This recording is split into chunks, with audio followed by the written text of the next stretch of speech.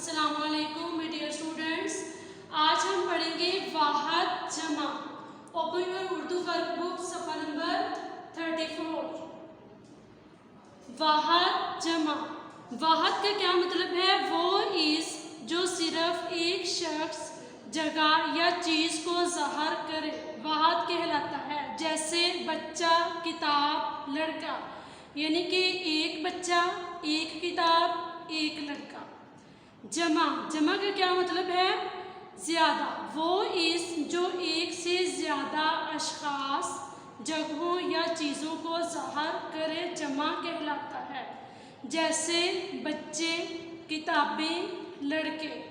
बच्चे यानी कि दो बच्चे भी हो सकते हैं, दो से ज़्यादा भी हो सकते हैं। किताबें दो या दो से ज़्यादा हो सकती हैं, लड़के भी ज़्यादा।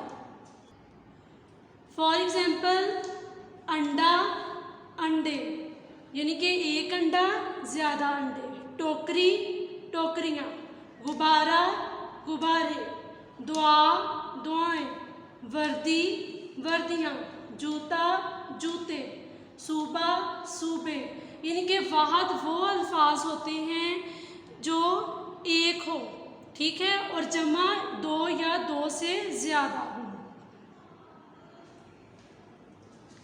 घर का काम वर्कबुक सफ़ा नंबर 34 to 36 याद करें। Thank you so much. अल्लाह हाफिज़ एंड टेक केयर।